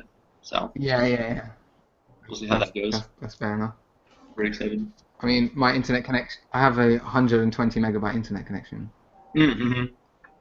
so I don't. I had that dongle thing. I used that dongle when we played. I think when Mario Kart DS came out. Oh yeah, that's right. It did have like the little USB thing. Yeah, I had a little USB thing, and I had that LAN adapter thing as well for the Wii. Mm-hmm. I actually had that. I think I had that for Smash Brothers, which didn't help because Smash Brothers No. servers were just terrible. Yeah. Well, cats are. They have to fix that this time, John. Yeah, I'm pretty sure they will. That's got to be a pretty big priority for them to make sure that it's going to be as smooth as possible. Well, they've got the Tekken guys working on it, right? And Tekken's Tekken is known for the Yes. Also, hold on one second. I got to get best netcode, right? Isn't it known for best netcode of a fighting game or something? it's Michael? it's definitely up there. I think it's one of the more reliable ones in terms of just the netcode keeping up with the gameplay, and also with it allowing you to filter out who you want to play against. Like, it was very good at sniffing out Right. connections that would dip really, then spike really hard. Oh, that's good. I feel like they said something about the Smash netcode though, where it was going to, it's predictive. I think. I remember reading something where that said that it would, like, if it lost connection for a bit, that the computer would Predict your next move and just. How? That's crazy. Yeah. I mean, I know they just recently took down the Wi-Fi connection for the Wii, and only like a few weeks back I was playing Smash Brothers, and it was quite funny because it was almost like there was only two people playing online or something, because I went on, there's two guys playing online, and they were both just fighting against me. They weren't hitting each other. So I'm guessing these guys either were friends and were playing online, right? And they were like, we're the only two people playing online, so they were playing online, or they were thinking, or they were just random people and they fought a little bit, and then a newcomer came, me, and they were like, huh? And then suddenly they're a team, right? Because I'm the newcomer and they're the veteran, they've been there for ages. Yeah. So then they were fighting against me, and for a while I was schooling them actually. I use Pikachu for like when I'm fighting multiple people, but then when I'm fighting one-on-ones I usually use like Zelda, or I think Zelda and Peach are two of the best characters in Smash Bros for me. But then I use Marth as well. But it came to a point where we played a few matches. They won some, I won some. They kept staying on the team against me, even though they could hurt each other, and I tried to make them hurt each other, you know. But eventually it came to a point where a fourth player came, and I was like, oh, there's a fourth person, and then all three of us just ganged up against that person. It was so bad. And this is without any voice chat or anything. You know? Right. It's just a kind of a feeling. You just have the having wave. the game. I just looked at I just looked at the other. I think the match just started. I just looked at the other person and I shielded in front of them, and then they shielded in front of me, and that meant we're not gonna fight each other. And the other guy shielded, and then that was it, and we just The symbol of peace. annihilate. Yeah, and we just annihilated this guy. And then after two battles, he just disappeared and didn't come back because, there's three of us just having a good time. See, I'll never know who these people were. I'll Right. never be able to go, oh, that was cool, that was fun. But I find that when it comes to this point where a online system is going down like that, you get these kind of experiences, because it happened with Halo 3. They were taking Halo 3 down, and me and my friend jumped on, and we played team doubles, so 2 against 2, Mhm. and these guys annihilated us to the last point. till they needed one more point to win, and then they just walked up to us and just let us kill them, and they let us win. Weird. Yeah, and like we were in the last bit. And I was like, dude, like I was on Xbox Live with my friend. I was like, yeah, dude, this is the last one. You know, I don't know why they're letting us do this, but we got to win this, right? Yeah, and we thought it was just going to turn into like I thought they were going to just show how good they were by fucking with us and then screwing us over at the end. They just walked up to us and they just jumped up in the air, and I threw a sticky on one and my mate shot the other one, and it went, you win. And we just looked at, we just said to each other like, what the fuck, like, what is going on? It brings out the weird. It's people who are just playing it for fun, you know. They're not playing it for. Yeah. Actually having a good time, and that's kind of a cool spirit to invoke from people. Yeah, I guess because they thought we're so shit. No, they're like, these guys are too shit. We're not gonna let them, you know. We're not gonna beat them because it's like fighting someone with their arms behind their back, tied behind their back, right? Right. Yeah. That's how bad we are at Halo. Quick note, Michael. Every time I see your shirt, I know it says Smashing Pumpkins on it. All I can Smash shirt. It looks like a Super Nintendo kind of font to me. Oh yeah, I can see that. Yeah, like sort of like a slightly italicized. I mean, from this angle, slightly italicized. This way, and it looks. Font, yeah. Yeah, on the right side, they had like the four colors, like green, red, yellow. Oh yeah, the cool Like little. the corner, you'd be like, that's the box art for a SNES game. Exactly, yeah, that's what you represent to me. So something I wanted to talk about as well this evening that Nintendo announced today was the GameCube adapter for the Wii U, which is basically a small little sort of dongle that plugs into both USB ports, or two USB ports, I guess, of your choice. And then you plug 4 GameCube controllers into it, and they showed a GameCube controller branded with the Smash logo. My assumption was that PDP would probably be supplying new GameCube controllers in that same sort of image, with those potential new designs on them. So this was announced today during the Invitational event, and I wanted to get your guys' thoughts on this kind of throwback element to Smash fans. What do you think? This needed to happen, Yeah. all along. As soon as you probably agree, right, Michael? Yeah, because as a fighting game player, there are people who adapt to each new system and just learn the controller and play on the controller. But for a lot of people, it's about the peripheral. It's about the fight stick. And with Smash Brothers, the GameCube controller is the fight stick. Mm-hmm. What people have been using for almost 15 years now, and you can't just take that away from them and give them something new. I mean, I know you've made the switch to the Wii U Pro, but these people who've been playing on a competitive level and winning tournaments for years and years and years, you can't expect to take that controller away from them and just hope that they'll be like, oh, okay, that's fine, I'll learn. Right. They will, but they're going to be very vocal about it. Exactly, and it's a really cool symbol of respect. I mean, right now, everything that Nintendo is doing to approach Smash Brothers has been extremely respectful to the community who has given it the life that it's gotten. I mean, because Melee... Whoever's in charge of this Smash Brothers marketing rollout and everything needs make to him the head of Nintendo. Yeah. Yeah. Make him Satoru Iwata's the head of Japan and he's the head of Nintendo. America, isn't he? Reggie got demoted, didn't he? A year ago or something. Yeah, whoever's doing it. Yeah. I'd assume I'd assume Reggie Fils-Aimé is behind some of this, surely. I'd like to think that he's hopefully got a really big part in taking an ear to the fan community and saying what do they want, because it shows clearly that the Smash community is approaching several things. Number one, with this controller issue being fully addressed at this point, is wonderful. It's an amazing. I'll tell you, the most amazing thing about it is that we can use our old GameCube controllers.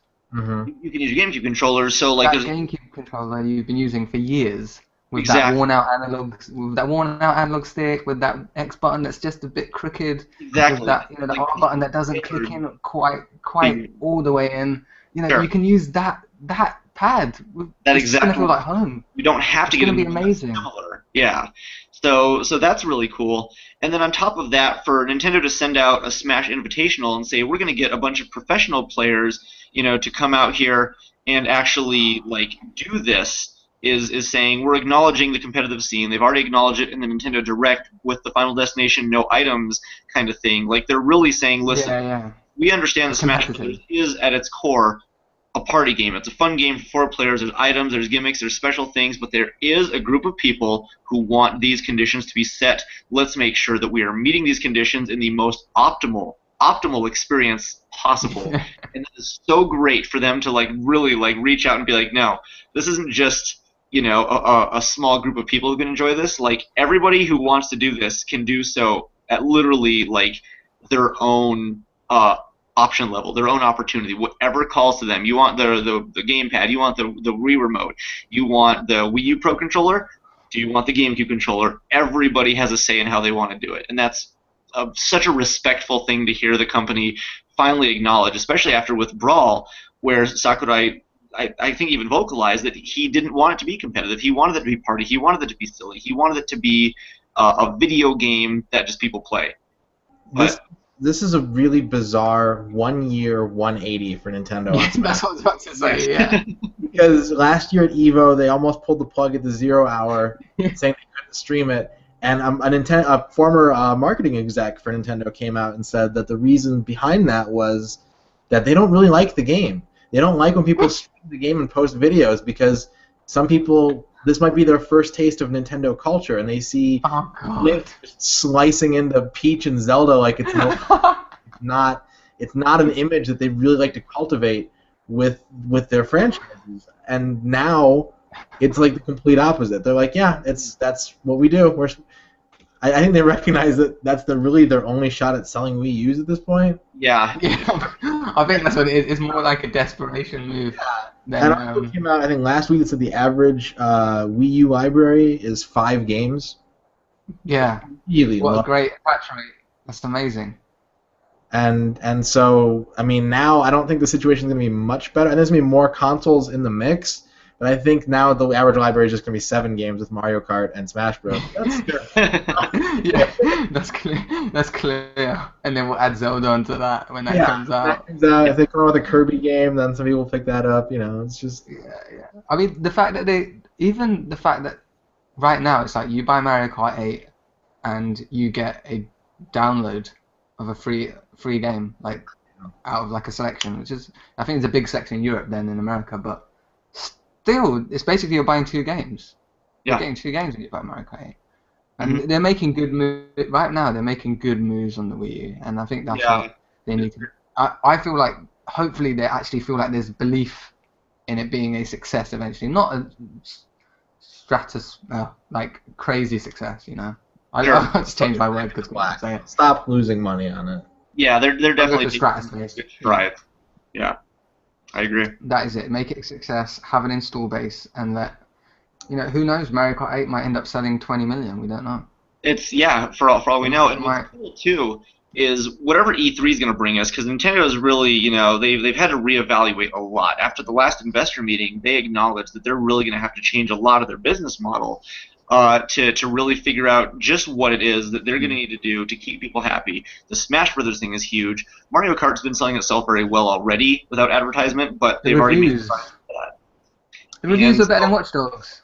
You know what I mean? The reviews were better than Watch Dogs. Oh yes, yeah, exactly.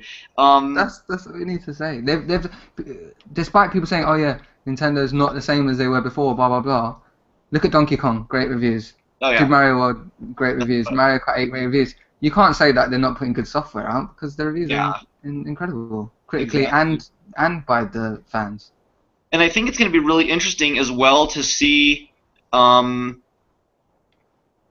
exactly what is going on with the fact that Nintendo would not wait a week and a half to announce this controller peripheral. What are they going to show? That's always really interesting to say, hey, here's some really good news a week and a half before we're going to give you some really good news. But there's a strategy behind this, because think about who they're calling into this tournament at E3, right? Ken is going to be there. Yeah. So without... oh, God. Sorry. like having to The fight fact that Ken. hundreds Sorry, of go. non-disclosure agreements, they can say like, by the way, they're going to be playing on GameCube controllers. You can bet on it. Yeah. Yeah. That's true. It would have leaked. It would have leaked. Because everyone would have, yeah, as it got closer to it, everyone would speculate what's going on. Hmm. And I'm sure someone out of the people that invited would have leaked it as well. I'm sure somehow it would have got out. And someone on Gaff would have said, oh, my friend's cousin's dad's brother said that there's going to be a GameCube controller for the Wii U. You know what I mean? It would have been one of those things. Because I want to get one just because it's got the Smash Brothers logo on it. Oh, I know. That's really beautiful. That's very tempting to me. And they can release it in Yeah. like different colors, and I'd buy all of them just because. Yeah, I would as well. What I do. So. Buy the balls, John. Buy the balls. Exactly. That's Nintendo's got me. Whatever they do. Well, they're going to show off their Skylanders Smash Bros. Strategy at E3 for sure. Oh yes. On NFC figures.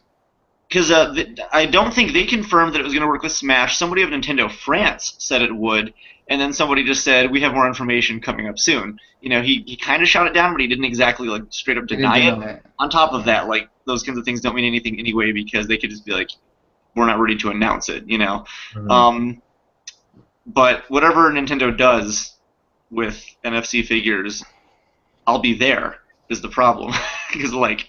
You know, I collect Nintendo figures as it is, so if they just add content to my games, then I can't imagine not buying all of them all the time. Well, the first thing they need to do is call the initiative Nintendo Figurine Collection. Yeah. Yeah. Yep. So that NFC is theirs. It's something we own. It's not some random three-letter near-field communication thing that people be like, what the hell is that? Like, no, it's a Nintendo Figurine Collection. Mm-hmm. That's how they need to market it. That's I would. It would first I hope that they're cheap, but also random.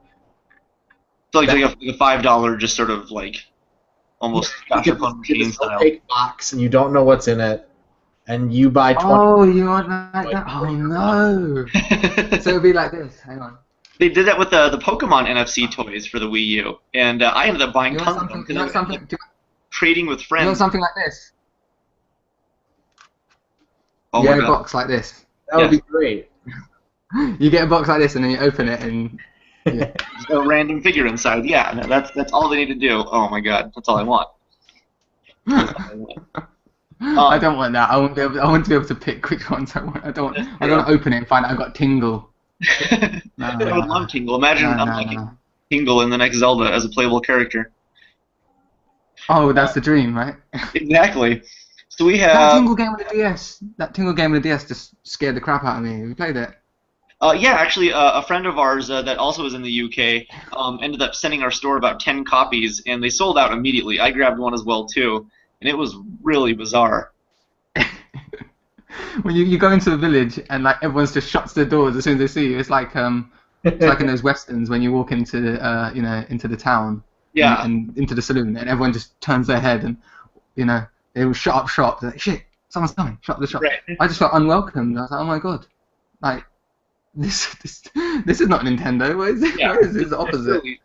So I kind of see why they almost didn't bring it to the US because it's really, really weird. I mean, like, even for Nintendo standards, it's a really strange game. But I kind of wish they would have Did just. you guys get Captain? Did you guys get Captain Rainbow? No. Only Japan got Captain Rainbow, didn't they? Yeah. I think we didn't get it either. We wanted it, but Yeah, I would have loved it. that's another weird thing. That's like almost like a Tomodachi type kind of thing. Kind of thing. I I'm think. surprised I mean, Tomodachi's. is there like a fan translation that they've done? I believe so. I'm think pretty so, yeah. pretty sure. Oh, that would be wacky. I think Birdo's in that game. Yeah, Berto and like Mike Jones and yeah, it's supposed to be an interesting cast of forgotten Nintendo characters. It I would sounds play. like Wreck-It Ralph. All right, so Yeah. we actually have a bunch of comments off to the side. But really quick, yes, Captain Rainbow was translated in 2012. Okay, gotcha. Oh. Okay, let's see. All right, so we have somebody asking, may I ask that guy Indian or Pakistani? That's a question for I'm you. Indian. I'm Indian. My There you mum go. and dad were born in my mum and dad were born in Africa. Oh, okay. So my mum was born in Uganda, and my dad was born in Kenya. But Okay. their mum and dad, so my grandparents were born in India. If that makes Gotcha. sense. Grandparents in India. Okay. There's the Yeah. answer. All right. Very good. Um, Back let's. to the question. Uh, Manny is my nigga, bro. Not really much of a Yeah, bro. question. Who is that? Who said that? Sensi. I'm gonna be Squirtle now. Let's see. Illuminati on all the games. My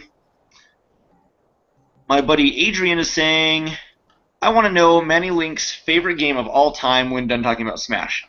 And I think you and I have had the discussion, but yeah, go ahead and.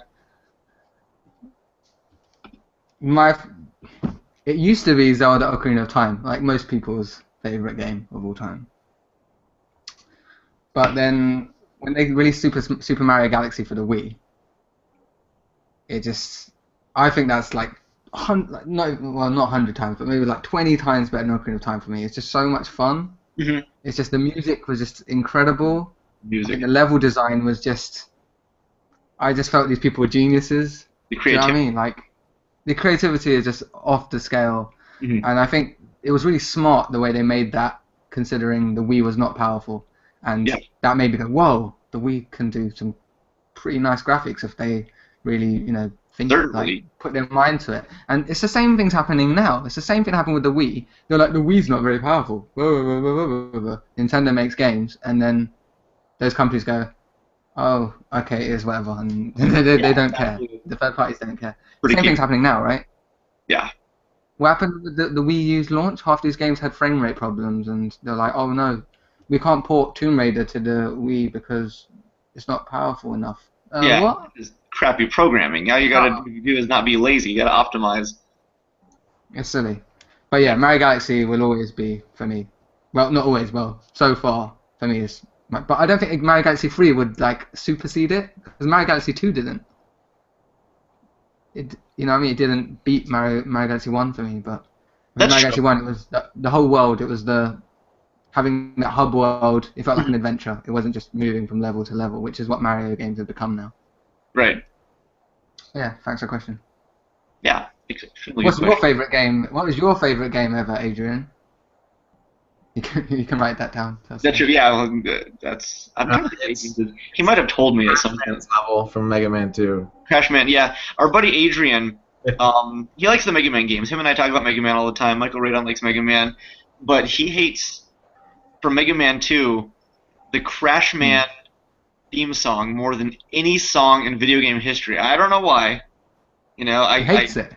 hates it, like despises, like wants to go back in time and choke the composer to death just for that one song. Like it's very interesting. It's really funny to me. But like I've never seen somebody hate a piece of music so much. Is it that bad? I don't think so. I love it. I personally think it's great. But he wants it to like burn to death in hell. Maybe he hears some kind of frequency in it that your ears can't hear. Maybe, And then it's like you know those things like notes or something. Yeah. and he's like, "Turn it off." He's got It's really supersonic funny. hearing. He's got a superpower. It He just might. doesn't He know it. might. That's true. His one mutant power is to be able to hear the Crash Man song and make it sound bad. I watched 20 minutes of Godzilla and got bored. Oh yeah, I think I That read that film. you weren't as into it. Yeah.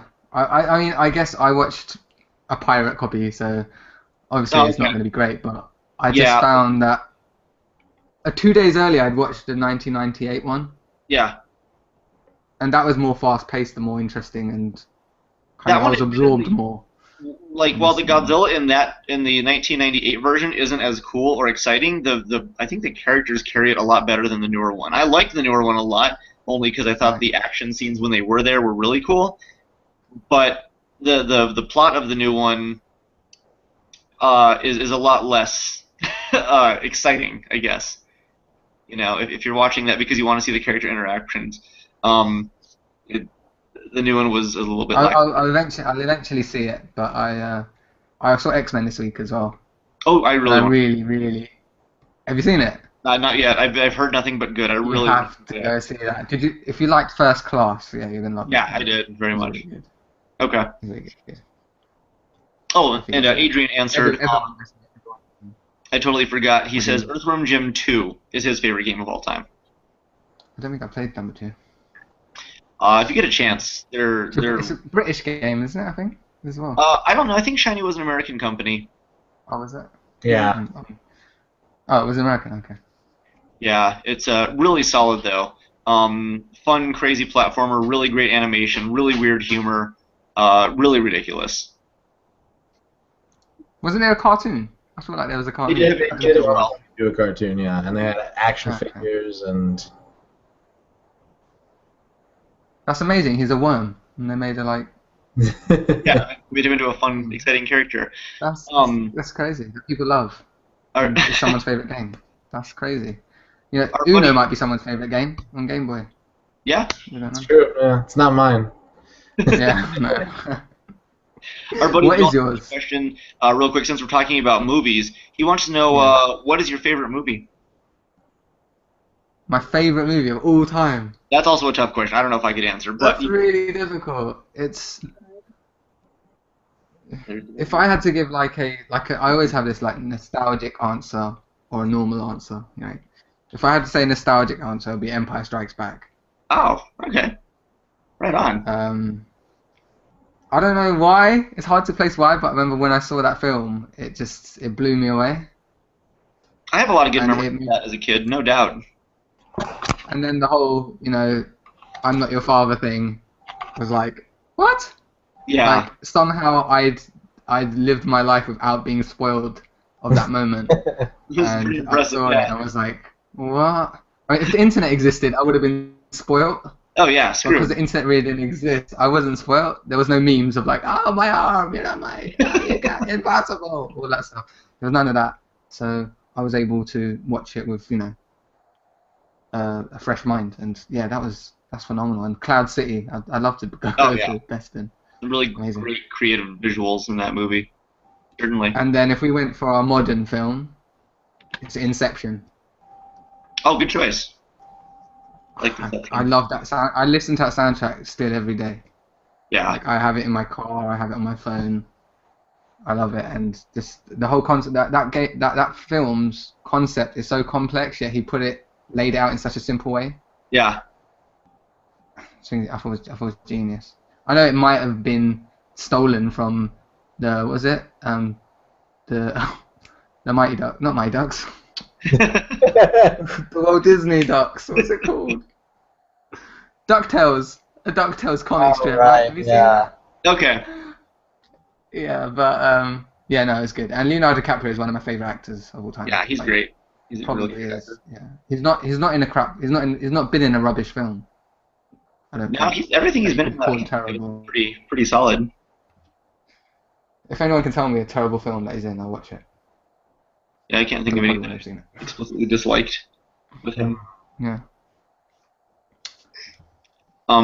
Yeah. Actually, What about you guys?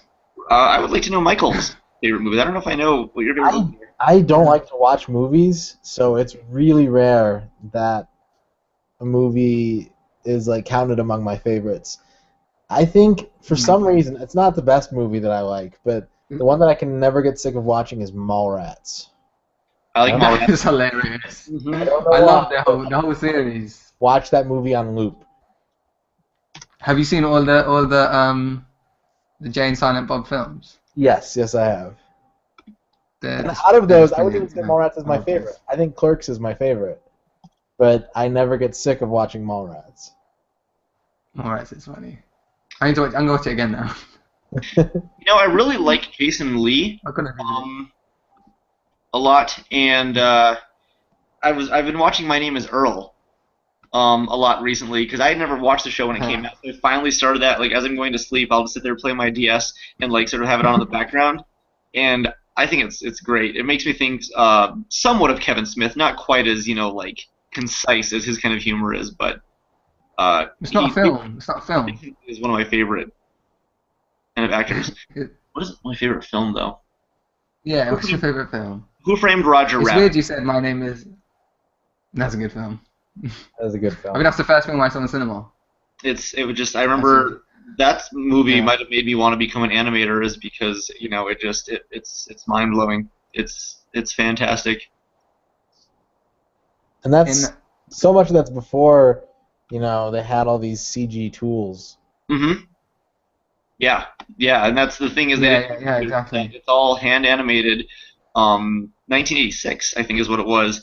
Old school, and Wow. Bob Hoskins and Christopher Lloyd are sitting there acting with like nothing in front of them. They've got small references of a sort, but they're convincing to the point where like you don't think that they're not talking to a cartoon character. They don't interact like they're not interacting with a cartoon character, and it's so mind blowing and so convincing. Every time I watch that movie, it just the mood, the pacing, the setting, like they nail it every time. Yeah, and the way it's really animated, isn't it? It's like to a crazy degree. They're like moving all around him and like Yeah, because what they're ruffling his doing hair and all stuff. with that is, I Yeah. mean, yeah, like they're interacting with each other. The tunes are interacting with the humans. Humans are interacting with the tunes. And what Disney normally does is they animate on ones, which means for every frame that is exposed, there's a unique frame of animation drawn. Um, and so they're Okay. animating, one to one with the actual movie frames because they have to, otherwise it would look really weird and kind of jarring. And for them to achieve the level of technical quality they have and the consistency through that whole film is staggering. I wonder how many cigarettes were smoked during the production of that movie. All of them. Let's go back in time and get more. Yeah, they had to animate It's funny cigarettes. because before I lived in this house that I live in now, I used to live above a shop Hmm. because we used to have a sweet shop. And stereotypical Indian thing, have a shop. Uh, but basically, basically, um, downstairs we had a kitchen and we had like cupboards in the kitchen, and I would stick my stickers everywhere. Because we had a shop, I'd collect nearly every kind of sticker album available. Hmm. So, but my favourites were Ghostbusters and Who Framed Roger Rabbit, and everywhere had Who Framed Roger Rabbit and Ghostbuster stickers everywhere, all over my kitchen. And it was really bad because I'd stick them so hard that when my parents would try to take them down, they'd rip it off and it would That's stain really the funny. cupboard and stuff. And I put it on the walls, and I was a naughty kid, but I like Ghostbusters. Another quick question. Um, do you like Juggernauts or Alien? They're fun. No. All right. Juggernaut. What Next question. alien? What's Juggernaut? Alright, carry on. I know. That's straight up. Is this an inside joke? No, just he answered so quickly. You just Oh, that was it. I'm the Juggernaut, bitch. Did you see Yeah. they're doing a DLC for Call of Duty Ghosts that's going to have actual ghosts in it? Really? No, Yeah, no. There's some kind of ghost pirate expansion they're making for Call of Duty Ghosts. Haven't they already got aliens? You've got aliens in it already, haven't they? Yeah, they've done the aliens. Might as well put Juggernaut in it. I saw this thing. I think it's fake, but I saw I think someone made a mock-up because of the whole Halo collection thing of like a Call of Duty Modern Warfare collection with all the Call of Duties coming to Xbox One and PS4 with that new graphic. Oh, we have a challenge for you, real quick, Andy. Oh no. Okay. My buddy Joel says that Critters 3 is a bad Leonardo DiCaprio movie. I He's don't- in Critters 3. Apparently, I don't remember Critters. I remember like the first one, but not very well. But apparently, he's in Critters 3. I So, think I have seen Critters 3, but I don't remember. I'm gonna have to find that now. challenge accepted. I'll As a put whole, that though, in my he's a phone. great actor, though. I can't. Catch Me If You Can is a Yeah, fantastic. yeah. He must have been pretty young in Critters 3. Yeah, probably. Um, excellent. Well, we're approaching 9 o'clock here fairly soon. So we'll be getting to wrap things up in just a little bit. Mhm. What? It's 4 a.m. over there. Oh, 4 a.m. That's right. It's 4 a.m. for Yeah, you. it's It's going to be 9 o'clock here. 3:49. I could actually end up doing something for dinner here soon. One last thing that was interesting. They announced Mercedes-Benz DLC for Mario Kart 8.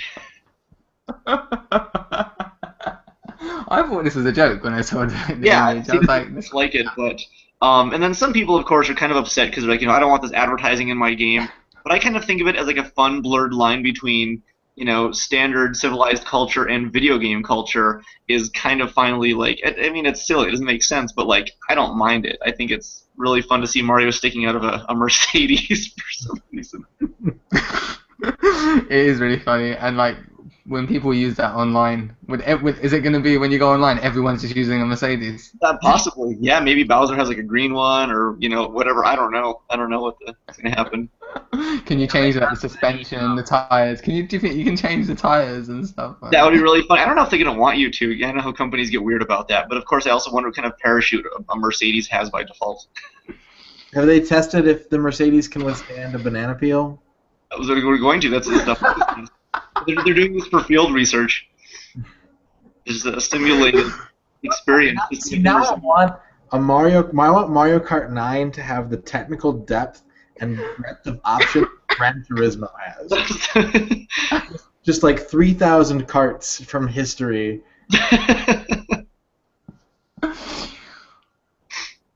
So are they gonna have like a BMW and F-Zero? Yeah. I would. Yacht, little starter little car. McLaren F-Zero. What excites me the most about this whole concept isn't that it's a Mercedes, but that it opens up the way for potential DLC elements in the future. Because I, for one, have no problem paying for extra Mario Kart content down the line. If they throw in 16 more tracks or whatever, or a handful of new karts with some new characters, 100% for it. That is true. That's so true. And so that's amazing that you picked that up. So basically, this is the first announcement of any kind of DLC for Mario Kart, right? Correct. Yeah, exactly. And so So that opens the door to that there could be other DLC coming. Wow. Right, and it might be paid, it might be free, and ideally free. But if you want to increase the longevity of a game like this, that's a great way to do it. They say, hey, in a year there's a $20 expansion. It has 20 new tracks. I wouldn't even think twice. We would all be. No one would think twice. This could be the Mario Kart that has nearly every track. Like, yeah, exactly. They ended up making it the truly ultimate all-in-one. It's got like by the end of its life cycle 100 levels to choose from. Done. Okay, Nintendo, you got me. I'll do it. Man, they need to bring some of those the Game Boy Advance ones over. They don't. Oh yeah, I like the way they're reimagining a lot of the old courses. I didn't even one of the tracks I played. I didn't even realize it was a remake. I was like, wait, I think it was I think it was Mario Circuit 2 or something. Oh, that's the one that has like a big sort of like ramp that goes up sideways like halfway through the level, right? I didn't realize it was an old track, and then I was listening to music. I was like, oh no, wait, this is old music. So it is. Yeah. So, no, it feels. I played the normal the Grand Prix, the mushroom, the leaf, the lightning, and the star, and kind of really forgot about the other cups. Like there's so much. These tracks, I don't know. It seems like there's a lot of tracks in this one, even though it's the same amount as any other Mario Kart. DLC would be welcome. That there's one or two tracks, kind of like what the 3DS version did, where it's not one like track with 3 laps; it's one gigantic, super long track. Yeah, there's I don't know what it's called, but there's like one where you go down this mountain in the snow. Ooh. That is probably the best track, I think. Ooh, I'm really excited. The amount of variety you have in that track is crazy. Oh, I'm so excited. To go down the mountain and have all that variety is really good. Was there another one? I'm trying to remember if there was any others. I'm not even gonna remember. I'm probably gonna forget. No, that's fine. I think it's the N64 Rainbow Road. Oh, okay. Excellent. I don't think that doesn't have laps. I don't think. I think it's just one. Just one big. It never had laps, did it before? Yeah. It did, yeah. One big. Oh, did it? It did on the 64. It did, yeah. It was 3 long laps. They were like 2 minutes. But it was really long, wasn't it? It was stupidly long. It was. Yeah, no, this is just one one continuous thing, and that is one of the better tracks in the game as well. I Okay, think cool. they did that justice. It's better than the Rainbow Road in Mario Kart, to be honest. Oh, I didn't interesting. like the Mario Kart. Okay. Yeah, Well, yeah. I'm excited to see. I'm excited to see in just a couple hours. But We'll, my favorite track in Mario Kart history is Baby Park. That's a that's a great fun one. That's hectic. It's just so fun and hectic, and Yeah, I love it. I have my strategy down, and I nearly always come first. very fast paced. That's awesome. That was one of my favorite Yeah. levels So to be playing, and like somebody gets like one of the gigantic Bowser turtle shells, and like when that thing is just going back and forth and slamming into everybody. that is it. It goes crazy. Yeah. I loved it because I used to on Double Dash. I used to have, you know, you have two characters. hmm I would have Paratrooper and Diddy Kong. Okay. And when I'm behind, I would have Paratrooper at the back, Paratrooper in the front to get the shells, because you always get triple shells. If you get green shell, you get green triple shells. If you get one red shell, you get triple. You always get triple shells no matter Oh what. dang. So you always have a good arsenal. Once you're ahead, you switch Yeah. to Diddy Kong. You just throw giant bananas behind you, and they just turn into like once someone hits one, that turns into 4 or 5 other bananas or 3 other bananas. hmm So then that track, Baby Park, it just becomes a minefield of bananas. That's true. They're everywhere. It's great. But yeah, no, I think everyone's going to be happy with this Mario Kart. It is really good. I cannot wait, man. If I'm it, super excited. I have to get some dinner in like me. time, Figure out how long I'm yeah, gonna end up playing before I pass out. like time tells, doesn't it? Like as you start playing this with your buddies online, or when your buddies come around, Oh, then true. you realize how good the tracks are and where the shortcuts are and all sorts of Yeah, things like that. that's gonna be great as So all the techniques get developed further down the line, and strategies we sort of employ as it gets more played. exactly, yeah. Especially that horn. That horn is going to be important. Is so like if you honk your horn, can everybody else hear it online?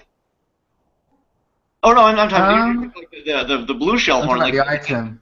I was thinking the Yeah, horn. yeah, yeah, yeah, yeah, yeah. Like It's a really cool thing. You know, you have that horn in the middle of the controller.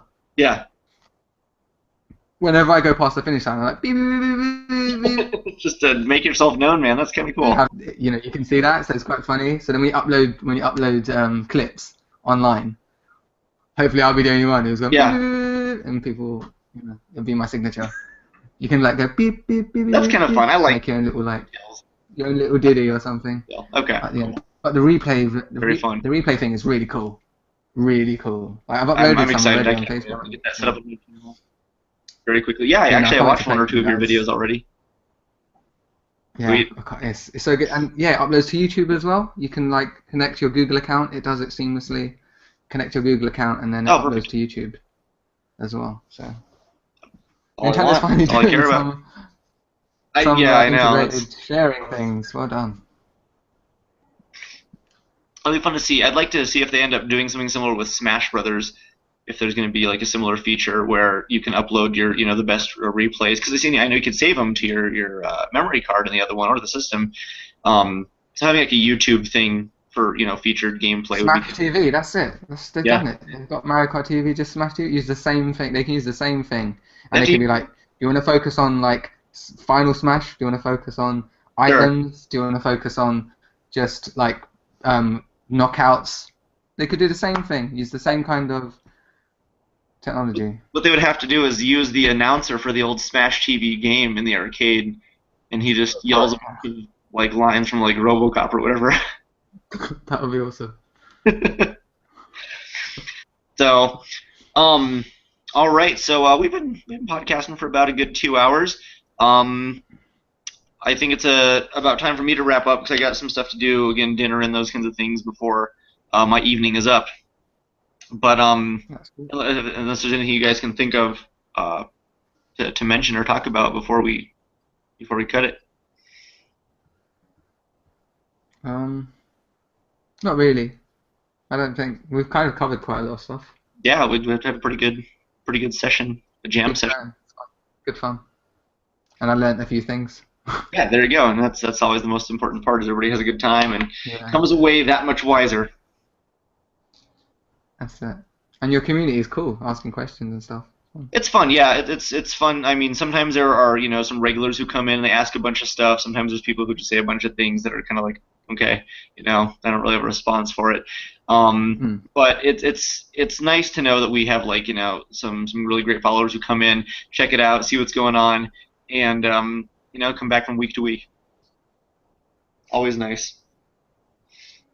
So, I could plug my show before we oh go. yes, no, actually do that by all means. Totally talk about your show. Yeah. Well, this it's just our podcast is just about it's just like this. We just talk about games and maybe geeky stuff, whatever. And we kind of don't have too much of a structure. It is we have like few little beats like you have here. It's kind of Mhm. similar to this really, and Yeah. we just talk about what you've been playing, reviews, news, whatever. But you can find us at, on iTunes if you look for Download Complete, one word, Hmm. or if you can go to www.downloadcomplete.co.uk, listen to us there, and you can find us on Twitter at DLC Pod. That's capital DLCPOD, and even on Facebook. It's www.facebook.com/DLC podcast. If Okay. not, you can just ask. You can find on Cyberzone, and I'll link you to it. Yeah, certainly, because I'll throw up some links on both the YouTube page and our Cyberzone page. Ours is only an audio podcast, so it's not a snazzy, crazy video thing like Oh, the this, which no is video thing. That's amazing. kind of nice too. You just get throw something on your iTunes and go to the gym or something and just listen to dudes talk about video games while you work out. You might have to teach me how to do this thing. Yeah, certainly. We can give you a good instruction on that because it's really easy and it's totally free. So it's a really good way to go. Yeah, it's really cool. Sounds good. Thanks for having me on. Hey man, yeah, thanks for joining us. It was a Thanks lot for of inviting fun. me. It's I think It's guest good time. episodes are always enjoyable. It's good to meet Michael as well. Yeah, Yes. absolutely. So yes, we'll be back presumably next week for more Cyberzone hot, steamy, cybery action. And you guys can check us out at facebook.com/cyberzone podcast. Some of our stuff is occasionally featured on garetro.com when I remember to put it up there. So that's it. That's where you got to go. And I think AMcast, or no, what's screwthetruth.com has featured a bunch of our past shows as well too. Yeah, I And will be on the next Amcast, I think. you were on the next AMcast. Yeah, they wanted me on this one they recorded yesterday, and it was like they asked me like a minute before the show started if I could do it, and I was like, no, I can't. That's Oh, fair. next Did time you, when Adrian gets back from Hawaii, I should be on that. So Okay, perfect. Perfect. Well, sounds good. Again, thank you guys for watching. Thanks for all the questions. Thank you, Joel and Adrian, and people who asked other questions that I don't know if I know you. But anyway, thanks again. You guys have a good night, and we'll see you next time on the Zone. Zone. Zone. Zone. Zone. Zone.